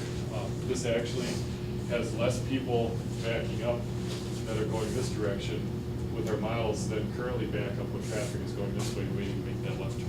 So I don't have concern with the slippery for the pavement. Is it true there will no longer be a three-way stop at the corner of Lexington and whatever that other street is? No, we haven't, this isn't part of the project, but we are No. laying a roundabout out here because this could be, this whole area would be very efficient if there's two roundabouts there, but this wasn't part of our project.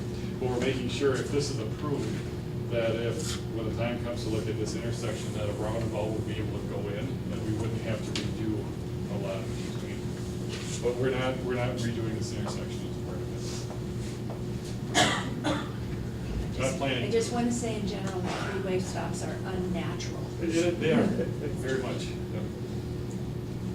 Is that center island the same size as the one on Gulf Road? This is slightly larger due to the traffic volumes being larger here. So the landscaped area that you see on Gulf Road would be in the middle here, and then this is called the truck apron where it's still concrete, but it's flatter and the larger trucks can go around. But cars typically stay in the darker gray. So the we have two other ones proposed, one at MacArthur, one at Hamilton, and they're just slightly smaller than Rudolph and Golf because they fit within the right of way. Whereas Rudolph and Golf is like just a slight piece of the corners over there. So they're about 5 feet smaller. I last summer got some complaints about the landscaping at Rudolph and Golf.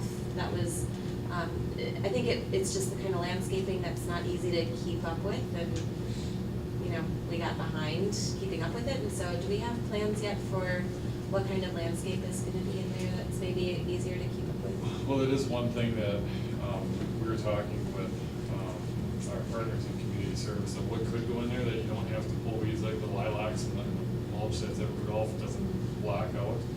So if you have like the yellow daylilies that you see around Hastings Way and Carl Foster grass and stuff that you can mow, you can get rid of in the wintertime, but then when it comes back in the spring, you don't have to mulch around it and it's dead stuff that comes in. So we do have a landscape architect that's helping us with some of the plantings for this, as well as that area where the stairs go down for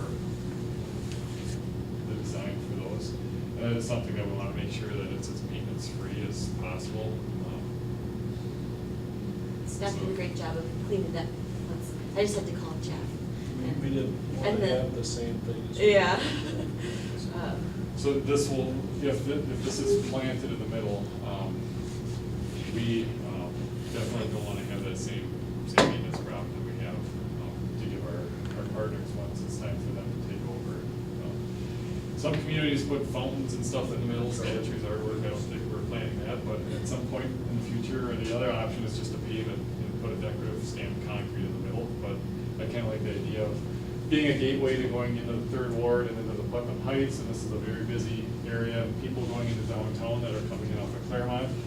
This has the potential with additional green space here, instead of having the street right up next to the houses, to be a very nice entranceway into the Third Ward and into the Putnam Heights, so. Kurt, do you have a question? Oh, I was just gonna ask about that gray area there. So the city would retain ownership of that, just south of the. Yep. Okay. But that's our plan. I suppose the property owners could seek a partial vacation if they would like that back, but at least with the project, that would still be ours. Will you retain the sidewalks here then, or will you move them out? No, they would be moved out here.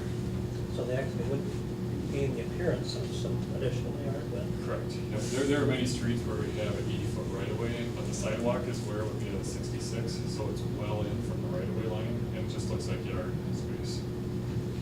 Susan has a question. Well, I was just going to suggest that for the downward slope, you know, the place where Madison becomes Birch and goes up the hill, and for so long, that was such an ugly kind of wasteland kind of area. It's so beautiful now. I'm hoping something like that can happen, because you Yeah. are going down into the beautiful valley and. So the street is getting a little bit, what we're looking at doing for the street will be a little bit narrower than it is now. We're planning one lane of traffic each direction going up the hill instead of a really wide one lane going up and two going down. So when the street narrows, we're looking to see what that does to the retaining wall, and then we're looking at what plantings we can put along there to spruce it up. There isn't room to do that terracing like you have going down Madison. Germania to Madison to down the hill, but that was something that we would like to improve the appearance and have. There's no trees planted along there in the boulder area. Plant maybe some ornamental trees to spruce it up. I kind of honestly went into the project thinking that would be something that we would try to put a wow factor on, and people just felt that the feedback was that there was a lot more traffic. There was a lot louder than what we had going into Carson Park, and that the benches, instead of facing outwards towards water like we had there, the benches, if they faced outward, would be in trees that you can't see in the Putnam Park, or they'd be at traffic. I like looking at traffic, but most so we're gonna try to improve it, but it won't be like a linear park like we originally thought. John, did you have a question? Just a comment, I lived a couple hundred yards from there, and I go by that place all the time. I've lived there 4 years, I've never seen anybody in that park, sorry. Maybe you go there at different times, but, We don't go there that often. and judging by the neighborhood comments that were in our packet and the things you said, there's really no advocates for that park. And it's like taking your kids to play in a cloverleaf intersection on the interstate or something. So I would say take as much as you want. Don't shrink the traffic part of it to save the park. No, I agree, that's true. In this intersection now, traffic is rated like grades when you're in high school, A, B, C, D, E, and F. And this intersection rates at a E when you're going across this way and a C when you're going this direction. And the new one rates at an A all the way around during peak hours, so it dramatically improves.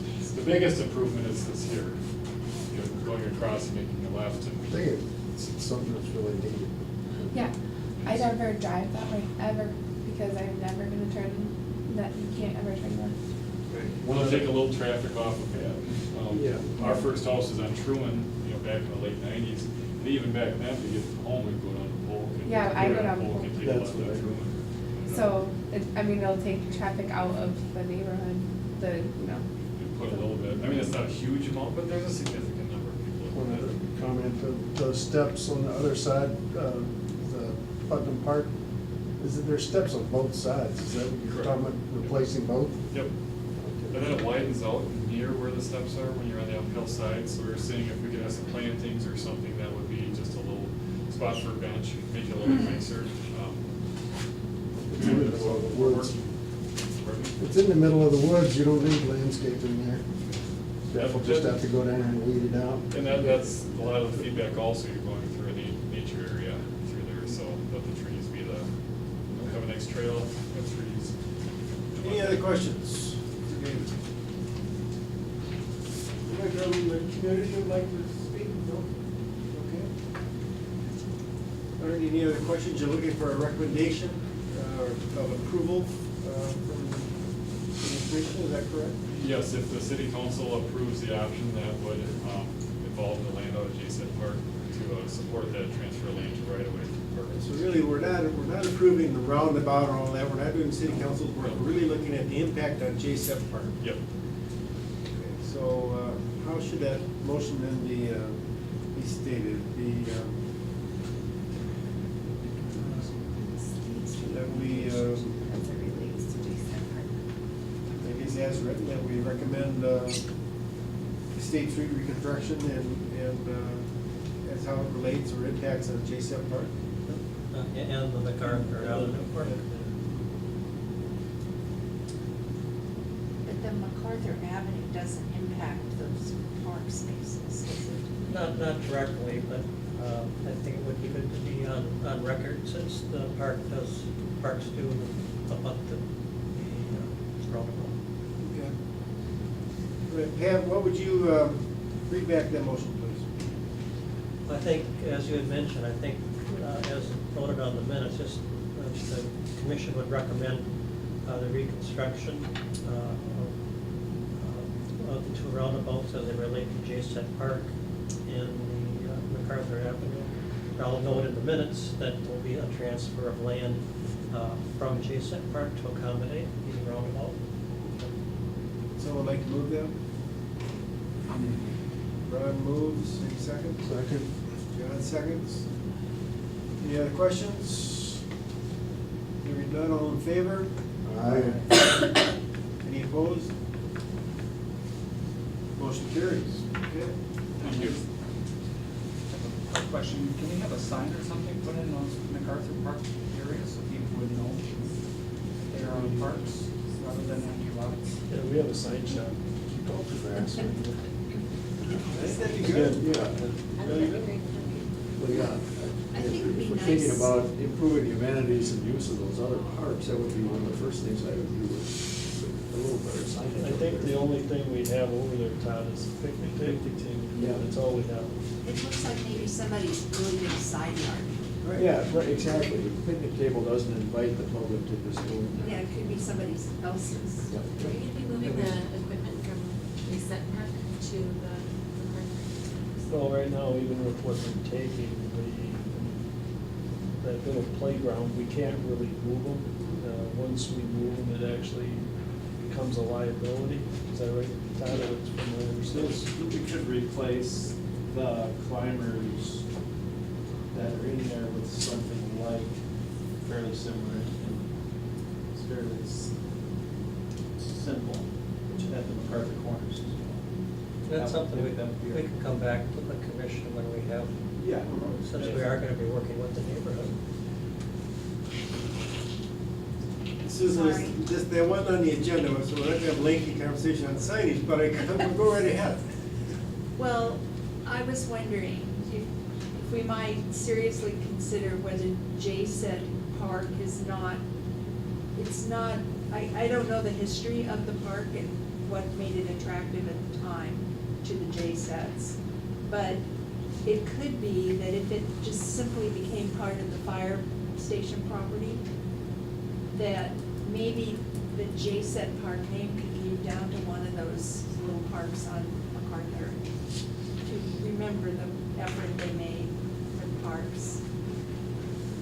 So a couple of possible agenda items for you to consider would be increased utilization of the MacArthur parks and abandonment of J-Set Park. You have to use the word abandonment, I carefully didn't I know use that that's word. kind of harsh, but that's the one that Just because it's, I think having it, like knowing people can use it and having it isn't a bad thing though. I mean, because people might use it on their way up, like right after they go up the hill, they might need a break. And having a park there isn't the worst thing ever. after two roundabouts in a row, I like might be doing us. And it's still plenty of space. It's bigger than both of those. Yeah. Even with the third taken, it's not a small. I mean, it's small. But it's I'll editorialize and then we'll move on, but I was mentioning this discussion to my wife tonight, and I said, you know, they have those parks on the MacArthur. I mean, she goes down that street as much as I go down it. What parks? She has no, I said, those vacant lots. Oh, those are parks? I never realized those were parks until today. Okay, we're moving on to recommendation to declare 100 Farwell Street excess land. Christine and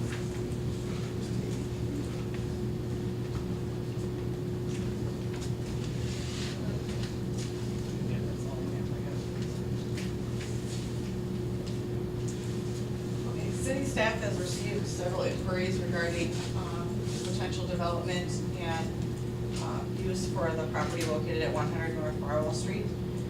We've reviewed the request and determined that the property would be more valuable redeveloped rather than as a parking lot. The portion of the property along the Eau Claire River there used for a recreational trail would be retained by the city. We would not sell off that section. The property size we would be looking at declaring excess would be approximately 50,700 square feet. That does not include the recreational trail portion. The property has the potential for use as commercial, residential, mixed use, or a combination thereof. Assessed value is estimated at $690,000, but the anticipated developed value of the property is between 5 and 10 million. Are there any questions?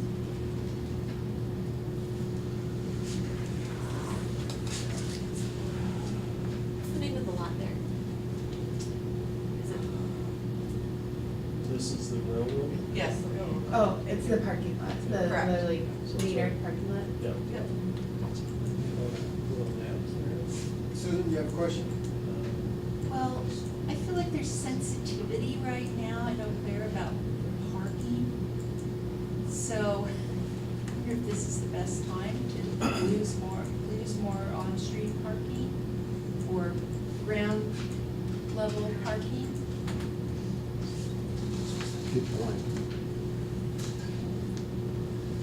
I counted about 65 parking spaces there. I know of one, Come on up.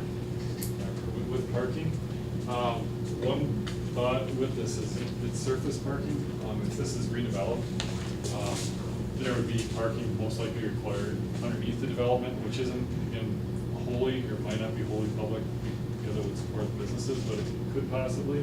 But then also, I know with the redevelopment on the North Barstow and then the minor site, Block 7, that those are some possibilities of having parking associated with those projects that would be available for the public. You know, somewhat similar to what, you may not know it, but when you're going on Madison Street, the parking out in front of the post office, when that development went up, there's a certain number of parking spaces that were remain open for the public to use, even though it's out in front of the post office.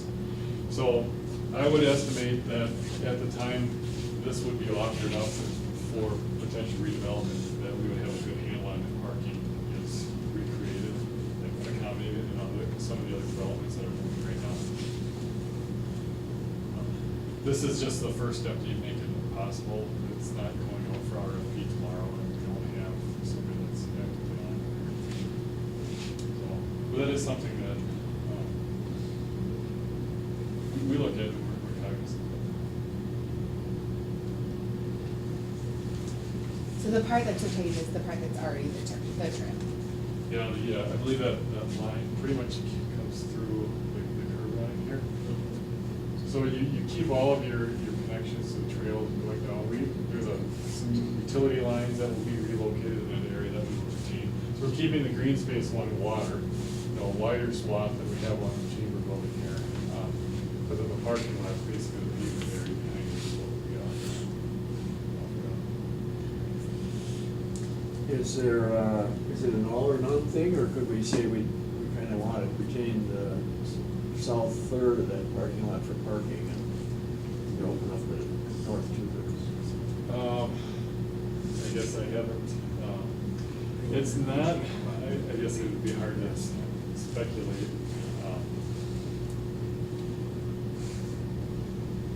I guess I wouldn't want to comment on the developers, you know, what would be developable, you know, if we kept the south third, you know, so you kept here, is that too narrow to do something on? I don't know, building wise, if it creates an economic, if you have a longer skinnier, or, what we did is we looked at the areas that, we would need for our utilities and that we have control over, and, kept the necessary stuff in the remaining portion as what's reflected in what Christine is presenting to you. Ron and I were talking, where do the food trucks generally park? Is that in the chamber lot or? Right here, typically right here, here, come around here. This is typically kept open for parking. So have you talked to any of those people? Do we have a plan for where they would go if this is taken away? I'm not sure if the specific business owners have been engaged, but I know if this were offered up for RFP, the majority of those properties are owned by a single owner, and there would be an opportunity for an entire block. Those buildings aren't in the best of shape. So one thought was that that owner would be able to respond to the RFP. Those buildings would be gone, and you would have a larger development similar to a Block 7 on the site.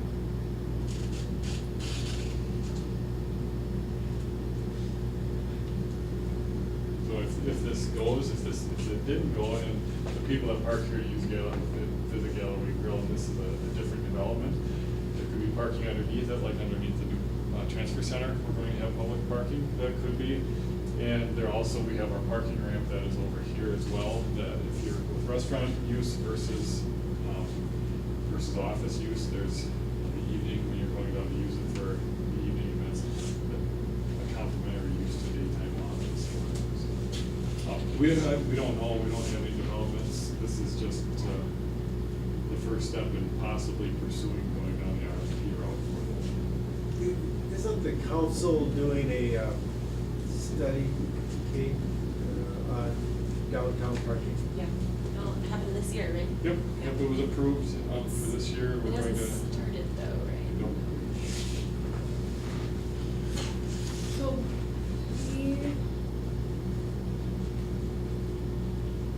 what we have to decide is if, how this would affect the parks and waterways, right? I mean, Good point. We're dealing with the, I guess, from a waterways perspective. we're not really, I guess, concerned about parking perspective. And hopefully someone else will be, or, Right. you know, that's, I guess. So the impact, so I guess. We could consider the overall good of the community in whatever That's- decisions we make.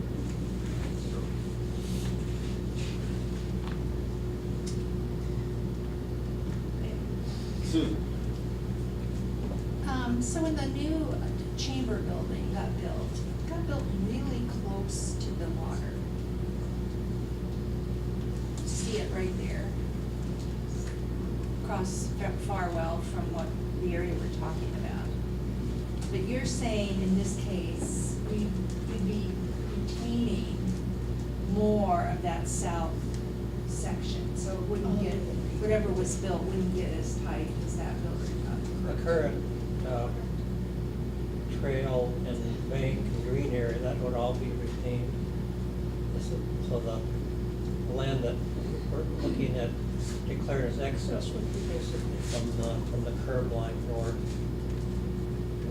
If there was a redevelopment that occurred on this lot, this would come back to the Waterways and Parks Commission for review to see how that would tie in with that.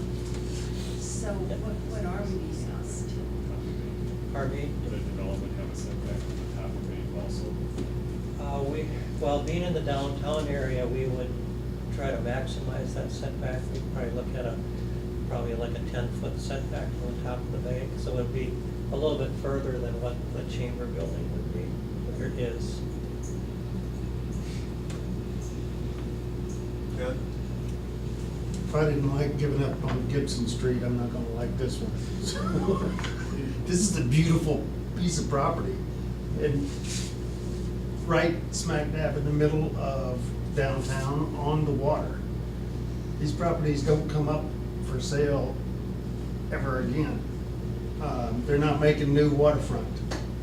The city owns this, and the city has the rights to do with it what they want it to. When they let people park, or they want to build a playground or something like that, or a green space. Those green spaces are just as valuable to a city as tax dollars. They don't, and I'm an accountant, okay? But people move to a city because it has green spaces. You want a downtown development? There's a piece of property in the upper right there that has nothing going on with it, okay? That building's gone, it's a pile of dirt there right now. I know somebody else owns it, not the city, but if any developer really wanted to take it away from the owner, they could do that. On the left side of the photograph, there's space there where that dirt pile is. It's in front of the parking garage and the whole lot 7 or whatever it's called, that have conceptual drawings, but nobody's developed anything there. Go around the corner to the south side of the confluence, there's a big wide open space for downtown development right there. I question why right now do we want to put this out there to be developed when we have all these other areas that need development. If somebody's itching so hard to get into downtown Eau Claire, they could help us spruce up some of those unattractive lots that could use something nice on it. This is the one that the city still retains. I suggest they keep it.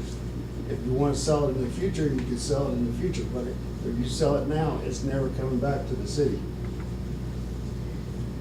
we have an idea yet of what to expect from that lot, an RFP from that lot? Sorry, what was that? Do we know what we're expecting from an RFP from that lot yet? What kind of use it might?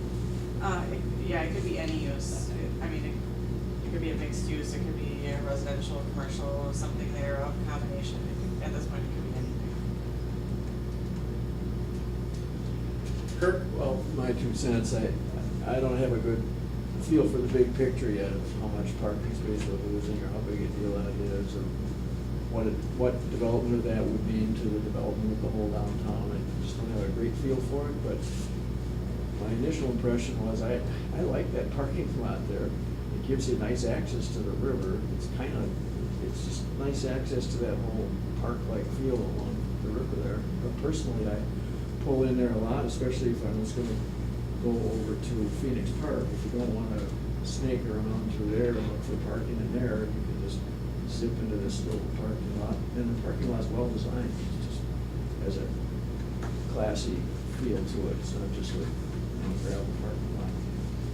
So, at the top of my head, I'd like to see it retained, but again, I don't have a. So from a Waterway Parks Commission perspective, we think that land has potential for access to our waterways, for possible park use.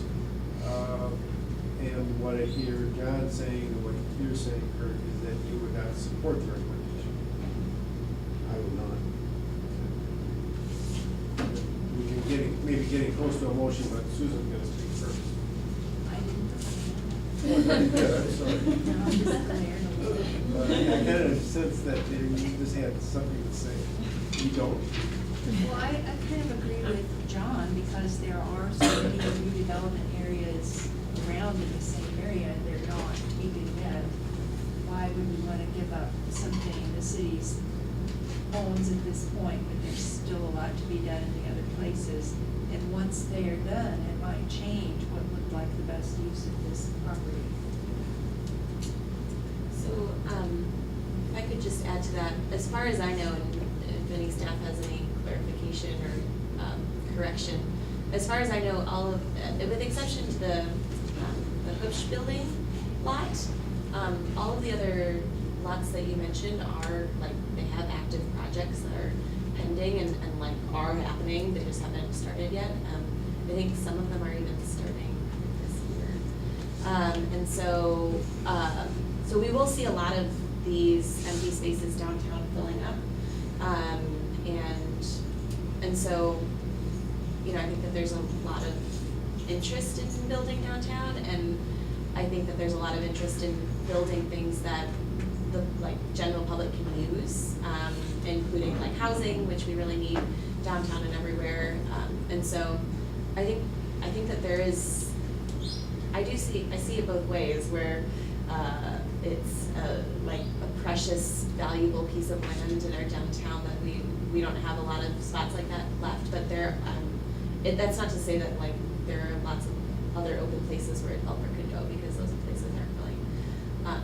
I did also want to say that I think there is a really good case to be made for the food truck issue, that this is a key spot for food trucks, and it's not something that I would have thought of with this, but it might be a reason to look at our food truck ordinance again, to see how we can make it so that we can create spaces like this for food trucks as that kind of culture develops.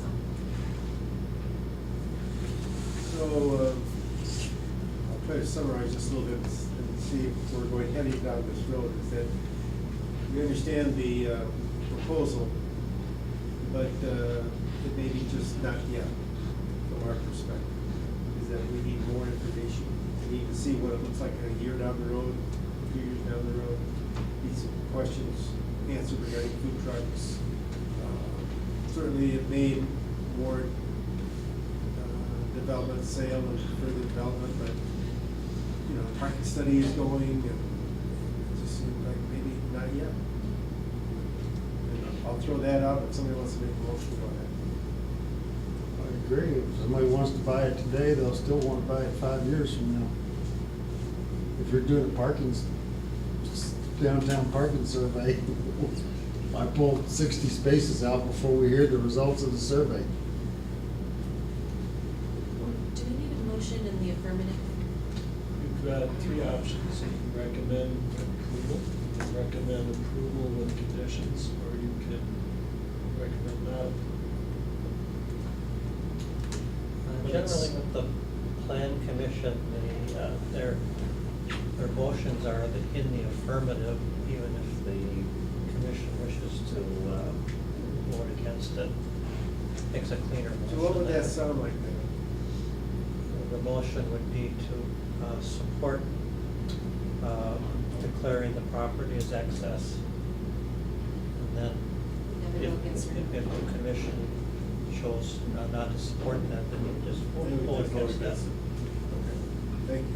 Negative motion would be, I move that the city not sell the property, so. Yeah, keep it in the affirmative and I'll. So you're I'll vote saying against it. you would prefer us to keep it in the affirmative? That's been the general practice of the plan commission when they do their motions. I'm just filling in, so let's not be groundbreakers here, let's stay in the affirmative. You did a great job. Somebody wanna make a motion? I'll move. And Pat's motion? That we- Yeah. We will, not recommend. No, we That's will not your recommend. We will recommend, okay. Right, we will. No or yes. Got it. Okay, motion made, is there a second? So how's it read, I'm sorry? The motion would be to recommend or support declaring the property as excess property.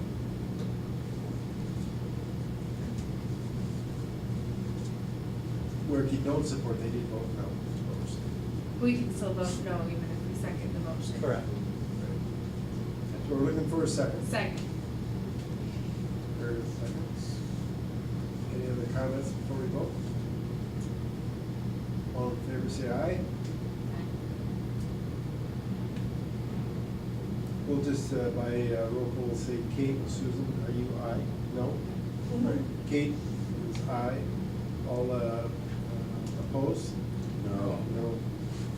So a motion would fail 1, 2, 3, 4, 5, 6 to 1, or 1 to 6. And who made the motion? Kate made the motion, Meredith seconded. Got it? Okay. Christine, we're up again to now for the authorized purchase of property along Folsom Street. The property owner of the vacant land along Folsom Street, the indicated parcels there, has agreed to sell the property. The property is located across from the Roosevelt School, where we have an existing park. The acquisition of the property would allow for a new park at that location. We did have a phase 1 environmental study completed on the 3 parcels back in February of 2017. There were no findings found. We had an appraisal done on the 3 parcels in March of 2017. The market value opinion was a value of $285,000 for the 3 parcels.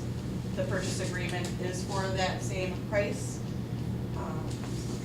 These properties are part of the park system section of the 2005 comprehensive plan. There was a need for a park along there as indicated.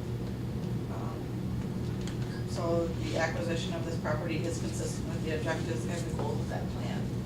Are there any questions? These also connect up with bike path or something, don't they? The High Bridge Trail? It connects almost all the way to Roosevelt, so Correct. Yeah, let me bring up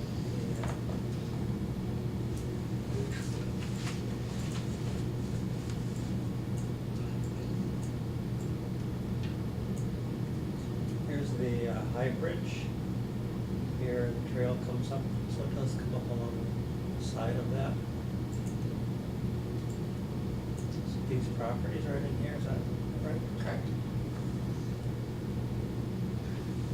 Is the city buying all that or they own part of it already? I'm sorry. This is city-owned section of right-of-way. We're looking at acquiring these. Here's their existing park. So the city doesn't really own much of it? No. Correct. Correct. Which building is the school? School is right here. Yep.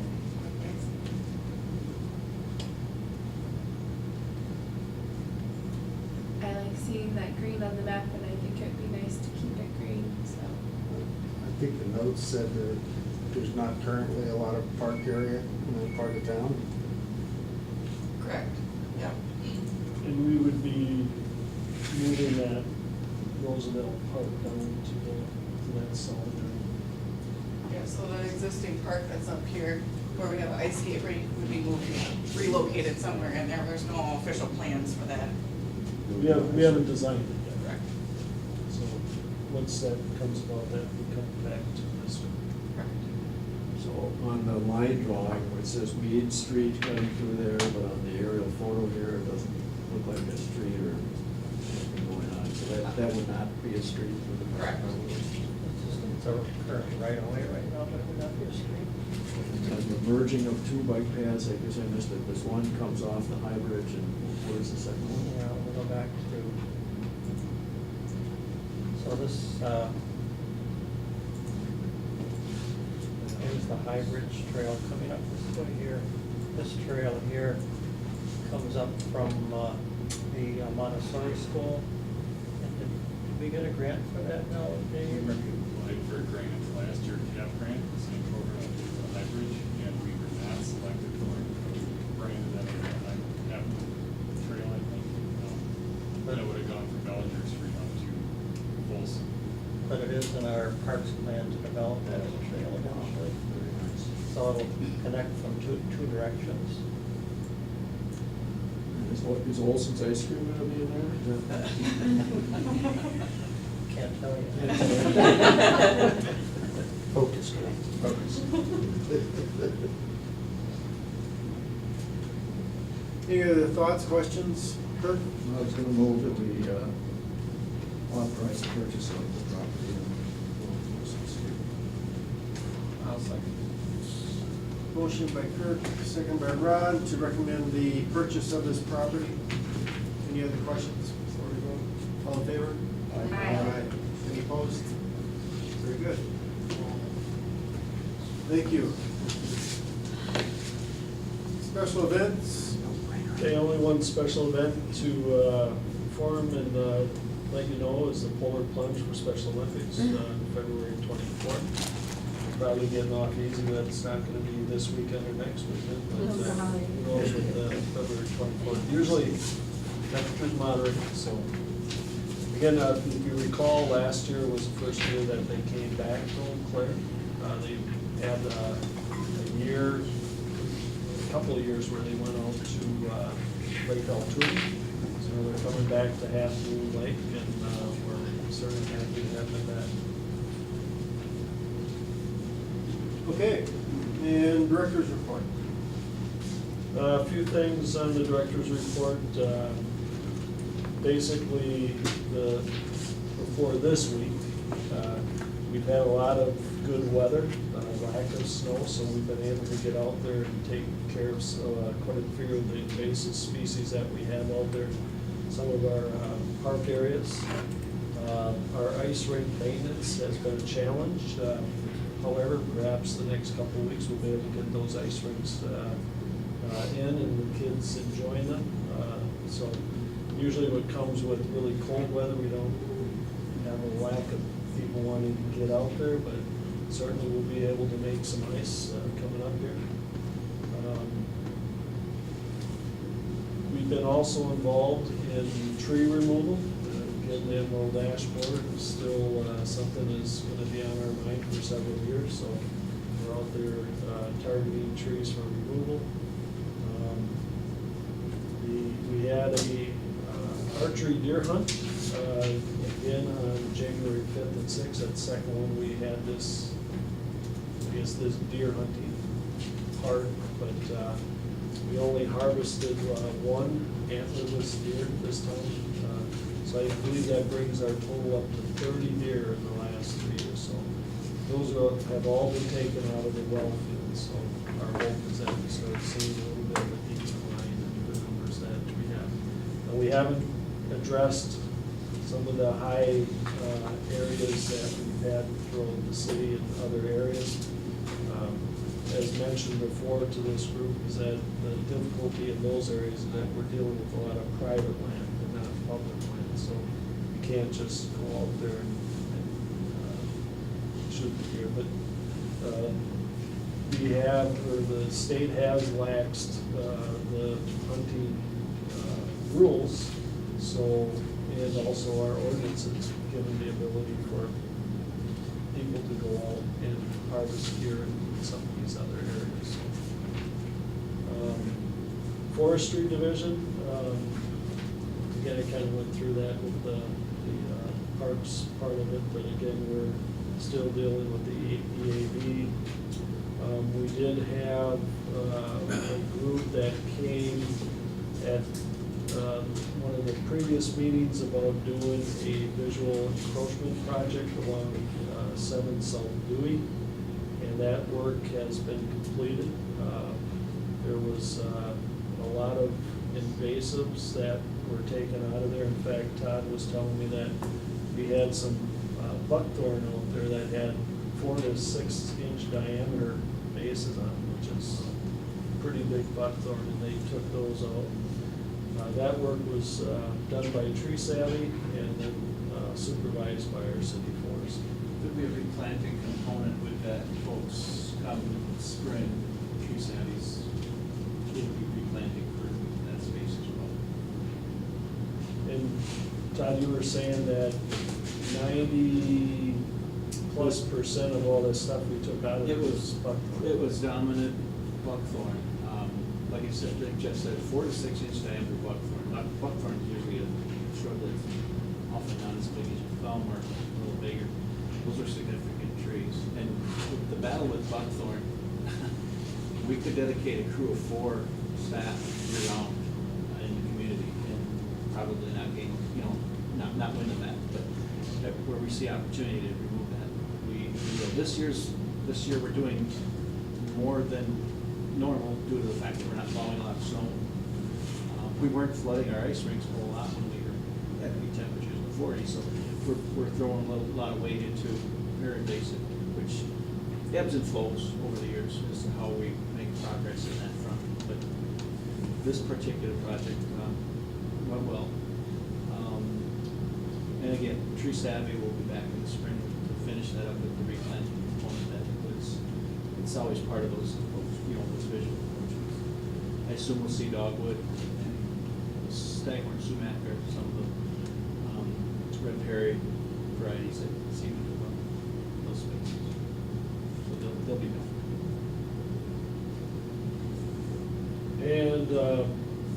the Winter Safety Fest was just held this last weekend at Pinehurst with the fire department and Winter After Hours. And the only thing I heard it was attended pretty well, but we had a lot of slippery spots, and our recreation manager took a little spill as he was getting out of his car, so I would caution you about the ice out there.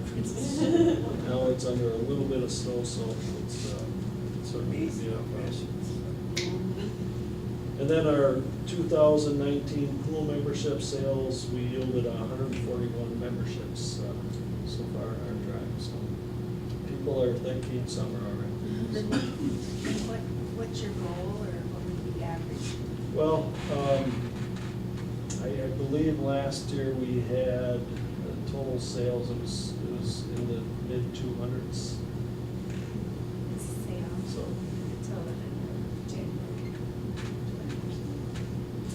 I expect to see a few more sales before we get to our opening weekend of Memorial Day. And if you remember last Memorial Day, it was 90 degrees plus. So I think, in fact, that was the best weekend we had in our history of the pool being open. So. And just a reminder again, Prime Times is still out there. We're working on the spring-summer catalog already, and that should be coming out sometime in March. That's it? That's it. All right. Anything else with the go to the order? We're not taking the picture tonight. Too scanty of a group here. We'll do that next month. So we have a motion to adjourn. First motion, Susan seconds. All in favor? Aye. We're adjourned.